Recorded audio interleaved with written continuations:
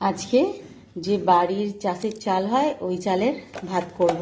তার জন্য এই যে বাছতে বসে গেছি। এর মধ্যে এই কালো কালো যে চালগুলো হয় না, ওইগুলোই বেছে দিচ্ছি। আর এই চালটা আমার এক বোন সে দিয়ে গেছে, ওদের এই চাষের চাষ হয় আর কি। তো ওদের এই চাল দিয়ে গিয়েছিল, একবার খেয়েছিলাম, এই কৌটোটার এক ভর্তি হয়েছিল। তো একবার খেয়েছিলাম, খুব ভালো লেগেছিল। তো আজকে অনেক দিন পরে আবার কর্তামশাই বললো ওই চালটাই করো।